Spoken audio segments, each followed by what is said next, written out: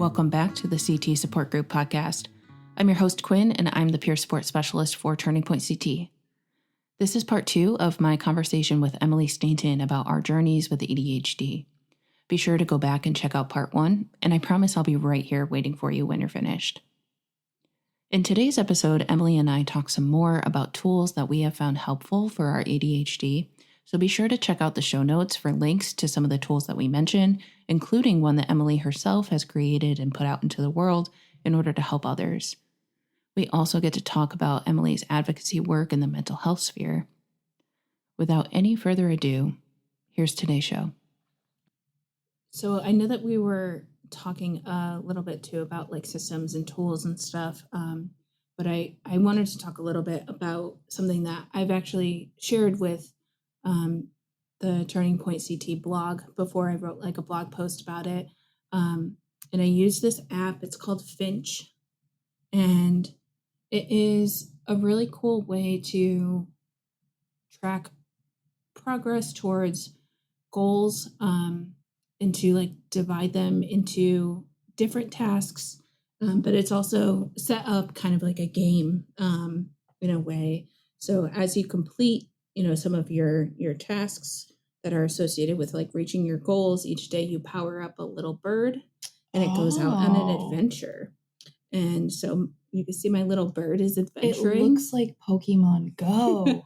That looks so much fun. Is it a free app? It is. No. Okay, I'm downloading that as soon as I get home. That's awesome. Yep. So it's a free app. There is a paid version that folks can use, and that honestly just gives you a little bit more in terms of like things to decorate your bird's house or to dress your bird and like different things. That is awesome. But as you complete goals and our tasks and make progress towards your goals, each of your journeys, like, every certain amount of days you will, you get like these rainbow stones or like what you can exchange to like buy things. That's awesome. They also do each day, like during the month that you power up your little finch, it goes out on an adventure and it encounters something, and it'll come back and you can respond to, sometimes they learn a joke, sometimes they try a new food,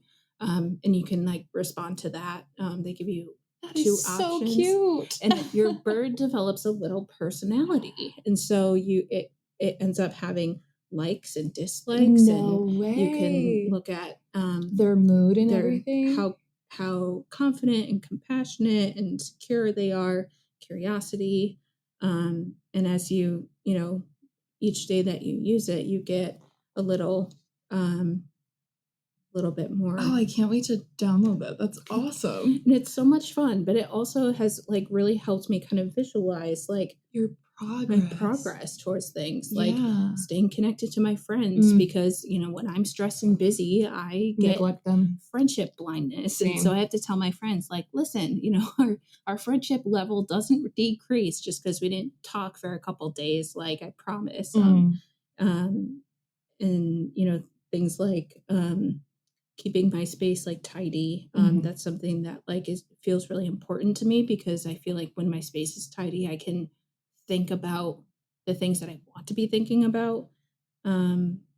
Showing care for folks, like spirituality, connecting with my community, like, and they give you goals that you can choose from. You can create your own.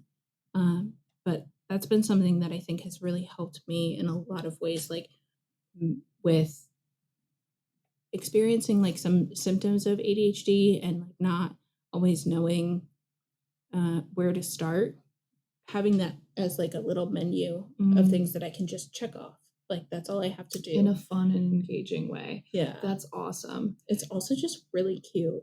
There's also a community, so there's a Facebook group, there's a Discord, so you can connect with folks who use the app. That's awesome. Worldwide, which is incredible. They have like different channels on the Discord where you could talk about different things, like fun things like upload a picture of your pet, or that's great. Yeah, because sometimes you just need a cute pet pick me up for sure. That's always good. Yeah, that reminds me too. I cannot wait to download that Finch. But that reminds me, I do have a timer app that I've been neglecting to use, but when I do use it, it's great. You plant a tree, so you can set your time to be 20 minutes, 25 minutes, 15 minutes, like we were saying, doing that. Mm-hmm. And then you start your timer. And when it's done, you go to your forest. And unfortunately, this is a new tablet, so I don't have a forest, but you have an entire tree. So for every group of like focus time that you do, it grows a tree. And there is an option to, if you exit out of this app, it will kill your whole forest. Wow. So if you really have a paper to write and you want to use your app, you can set that, and that kind of like punishment procedure there on this little pretend forest will like, oh, do I exit out of the app and start scrolling and check an email when you're supposed to be doing like something else? But you can turn it off. So I lost my whole forest one day because someone called me. My mom called me. I was like, I need to answer this. I can't. Oh. So I did turn it off. But if you have like an extra device or something where you don't have important things coming in, you can always use that for motivation too. So you grow cool. Your forest. But if you exit out of the app and you get distracted, your whole forest dies. That is wild. Too funny. Yeah. So I think the last like part of ADHD related stuff that I wanted to talk about was medication and just your journey with medication, or things that like come up for you around that. But so yeah, I'll just pose that question. Yeah. Medication for me has been the hardest part of the journey. I was, like I said before, I was misdiagnosed. So I was taking a medication, lithium, for 10 years. Since I was 16, started in the hospital with 1,800 milligrams, and then worked my way down into outpatient at 900 milligrams at 19, and then weaning myself off of it a little bit. At one point, I had a new therapist, and I told her the dosage that I was at, and she said, "How long have you been on this?" And I said, eight years. And she's like, "And you're still at this high of a dosage?" And the psychiatrist I was seeing, they weren't dosing me correctly. Apparently there's a therapeutic range where if you get into this therapeutic range with a lithium at that time for patients with bipolar, you take it for so long, you're at that threshold, you don't need to keep taking such a high dosage. Mm-hmm. And I was at that high dosage for years. So coming off of that I worked full time and in school, and I definitely went through withdrawals. Because I was taking sleep medications at the time that were also an antidepressant. So I didn't want to go cold turkey off of everything. My psychiatrist didn't want to just remove everything naturally for the withdrawing symptoms. Yeah. But also there was fear in the beginning, and sometimes still today, just because it's only been a year and a half that I've been exploring this evaluation. They worry that there's a possibility an episode could occur. So they didn't want to just remove the lithium drastically, and right. God forbid something happen. And so they weaned me off of it, one medication, and I weaned myself off another medication. And then we started a new ADHD medication. So I take 10 milligrams of Adderall in the morning. And once I was weaned off of that and really feeling what it felt like to process my emotions and not take a medication under the supervision of both therapy and a psychiatrist. This was all done through a treatment plan. So I was never alone in this, because that's always dangerous. Right. But now that I take an Adderall medication every day, it has really helped my focus. I I've been on it since a year now. Okay. And I like the way I'm focused. I like how I don't feel strung out like some people say, like for when, because there's people who use it recreationally and that's not Right. always good, but that's I feel stable. I feel like I can feel my emotions. I feel like I can actually process what it truly feels like to be sad, to be angry, to be excited, and not be suppressed by other medications. Because now it has forced me to really process and cope. So in when I was taking lithium and now that I'm not taking it, I also learned that I was super dependent on it. I would take my sleep medications early if I was sad one day. I was in a sense abusing my medication and not using it correctly. Because I just didn't want to feel anything. And I was like, okay, I take this prescription, so that's okay, right? Yeah. And then I have it. That's what it's meant for. If I'm feeling sad, it's an antidepressant. And I tried to convince myself, I did convince myself for many years. And if I got into a fight with a friend or my mom, we argued and bickered, like just little things. If I felt like a very strong emotion towards it and I couldn't control myself, I would isolate and just take 2 pills instead of 1 and go to sleep and then hope that I wake up in the morning and feel better. And I was like, wow, I guess that's not a healthy way to cope with things. So that is something I opened up to my therapist about when I first met her a year ago. And I realized that on my own. And she was like, well, I'm glad you realized it now. So, because that's a dangerous road. And I know people who are on that road and they don't realize it. And it's always very dangerous. And it's unfortunate that we have to advocate for ourselves for sure, for whether we need medication or whether we don't want medication. It's everyone's personal journey. So I'm for medication, but I'm also, if you don't like medication, that's your prerogative. I think whatever you do to cope with things is the most important part. Yeah. I also think, when we're talking about, journeys with like medication, it's so easy to think about like how often this happens where prescribers are so stressed and so overwhelmed and have such an incredible caseload that the amount of time that's really needed to spend with someone to kind of suss out like, okay, what's really going on, and um, let's try something out. Let's like, meet again and follow up and continue having conversations. Like it ends up that that it doesn't really go that way for a lot of people. They end up in the office, they get 15-20 minutes for an intake sometimes. The prescriber is like, okay, let's try this, come back in a month and we'll see if it's working. But the education isn't really there for the patient, whoever's being prescribed the medication, and like the amount of time that's really needed to figure out if this is something that might be a good fit, like access to things like testing for medication sensitivities and to see like genetically what does your body say that could work. And services like that are usually not covered by your insurance. No, they're astronomically expensive and inaccessible, which I think is a shame because I feel like it could save so many people so much suffering. It would eliminate a lot of trial and error that people experience for sure. Yeah.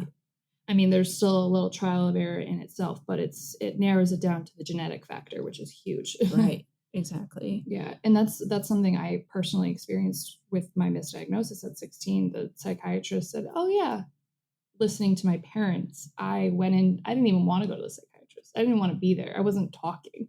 Right. So my parents were talking, oh, she's acting up, she's sneaking out at night and blah, blah, like typical teenage things, nothing that is too out of the ordinary.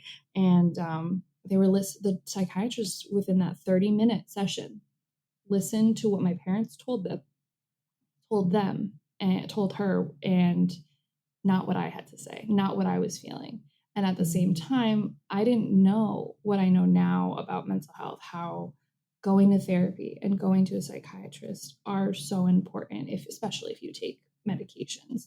But at the time, I wasn't seeing a therapist. There was no dual treatments there. There was no communication with another provider. And the psychiatrist had no cultural competence either. That's another big thing that I've run into. I'm a first generation Colombian, and I'm very white. I am very no one would ever assume that I am Latina.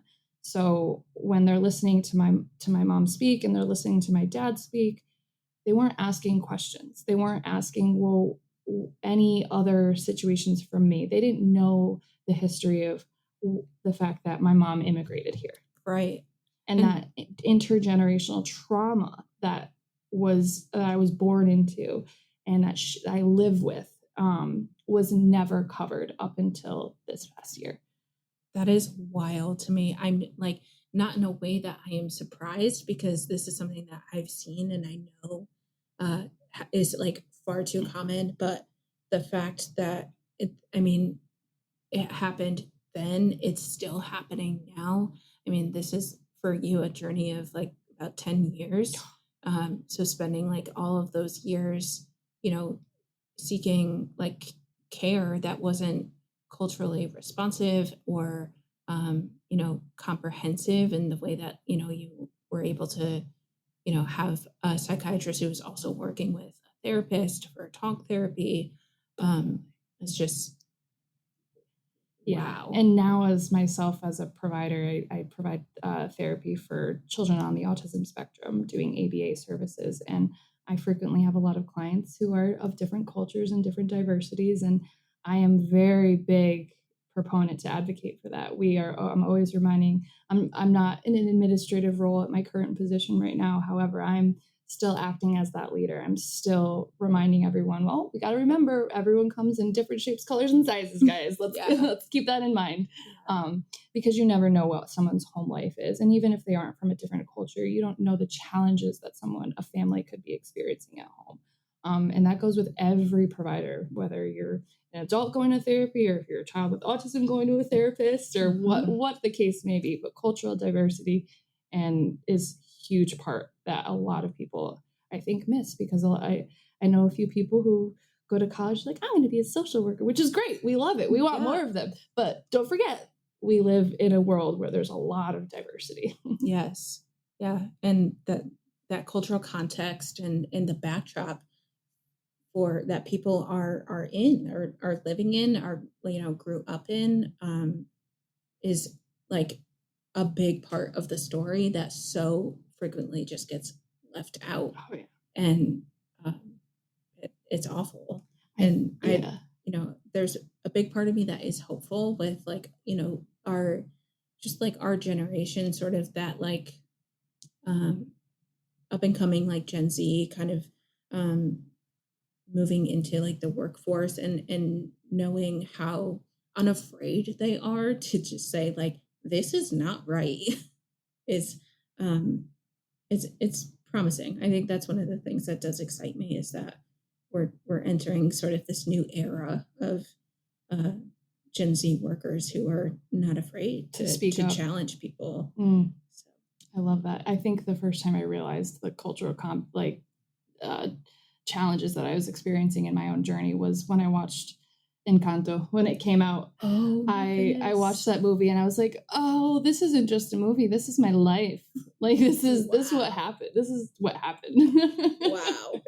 So, and I was crying, and I don't think I can watch that movie without crying. That's fair. I mean, I can't either, and I don't even relate to all of those parts of it. But that movie, I think, connected with so many people, even outside of if you're not Colombian, right? Yeah, absolutely.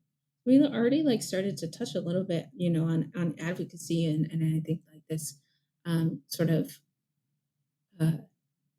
cultural responsiveness and the lens I think that you take to your work, but would love to learn a little bit more about your advocacy work that you do with NAMI Connecticut and sort of the roles that you take on there? Yeah, so I volunteer for NAMI Connecticut. I started with NAMI Connecticut back in December. I joined their NAMI Smarts workshop. It's like a 4-hour workshop on a Saturday, and they have volunteer teachers who are teaching you how to do the legislative advocacy, how to write to a senator, how to call a senator, how to write a testimony and read it at the Senate, how to do that in a formal way that's giving an ask and explaining what we need and advocating for really what we want. And that's kind of where I started diving deep with NAMI. And I did that back in December of 2022. Mm-hmm. And then I spoke my testimony in February. I spoke at this at the Capitol virtually. We had the hearing. I did the hearing online. Even I wasn't sure if it was going to be in person or virtual because COVID things were still going on. Mm-hmm. But they had it in person, which I wish I could have gone and to be there because that would have been cool just to sit in the Senate and speak my testimony. But I did it virtually, talking about mental health and making sure there's parity in our coverage and our resources. And that was really what lit a fuel in me to like really, I could go somewhere with this. I could really do this. This is motivating. This is really what makes me feel purposeful. I feel that sense of motivation, and I feel like this is for me spiritual. This is what I was meant to do. Mm-hmm. Whether it's at work advocating for children of diverse needs who are the most susceptible to abuse in treatments. Statistically, a lot of children with autism experience abuse because either if they're non-vocal, they might not be able to communicate for themselves, or they're just because they're children and things get missed sometimes. So whether it's at work, whether it's with my friends or family, whether it's whatever it is, I can't wait to be graduated so I can just really dive deep into working and doing this in my free time because it really is what motivates me. But I recently became the chairwoman for our Next Generation Advisory Committee. So with NAMI Connecticut, there's a bunch of different boards. We have our public policy, education, communication, and the diversity, equity, and inclusion board. And then we have our seasonal boards, which is NAMI Walks and one more, drawing a brain fart on it. But all these boards are in place to provide more outreach, provide advocacy, provide the education, provide support groups on every platform throughout Connecticut. So we, as the committee for young adults and next generation, we call ourselves, we're going to have one person on each committee join in for like monthly meetings or go quarterly and say, hey, this is what the young adults want. Mm-hmm. This is what we agree with. This is what we don't agree with. I am on the public policy committee for NAMI Connecticut. We host monthly meetings, and Margaret is there every month. She's the chairwoman as well. So I go to that and I just tell them what we've discussed in our own meetings. What would we like to see? What kind of coverage? What would this health insurance bill that they want to pass, is this going to be suitable for our demographic? Is this what we genuinely want? Or does this make absolutely no sense? It's trash. Let's veto this. Yes. So that's my role. I definitely chose the public policy committee because I'm getting my feet wet in the legislative advocacy part, because I've shared my story with friends and family, but I really, really want to dive deep with making sure our politics and our state representatives and everyone is doing what we can. It's not going to happen overnight. It could take some time, especially with politics. Things go very, very slow, but I really hope that we can really make this foundation of young adults, and in the future we have a vision to kind of provide a mentorship for other young adults who are maybe 16, 17. Our group is between 18 through 28, and we do peer run young adult groups, support groups, social events, retreats, and of course our advisory committee. But we want to be able to have the older adults who are, I'm 27, maybe we can mentor a 17-year-old. And if I can, I just envision how I was at 17 when I wanted to run away and I just wanted to end it all and tried giving up many, many times.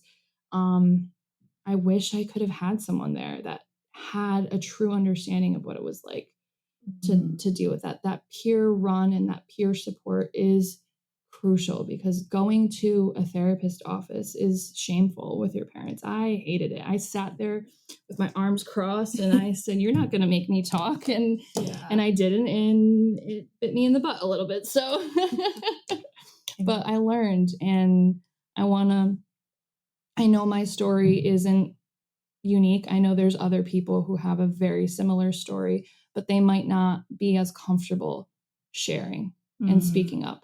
And I don't think everyone should have to speak up. I don't think everyone should have to share the most vulnerable parts of their life to get what they deserve. So I really want to be a voice and a vessel for those people that maybe aren't as willing to speak up, but want to break this stigma and just don't know how.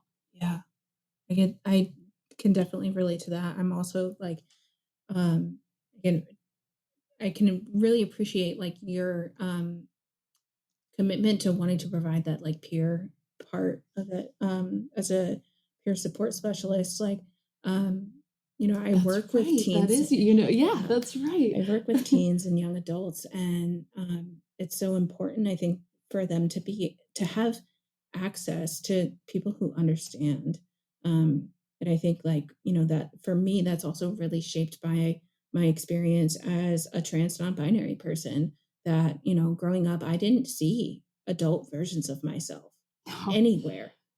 And if I did see queer folks, especially, like in media and movies and TV shows, queer people didn't get happy endings. And so it was so sad to think about, like, oh, well, when I get older, I don't get, the happy ending, or I don't get to live like a full life full of, care and connection and happiness and, all of the things that like all of us, innately just really want and need in order to thrive.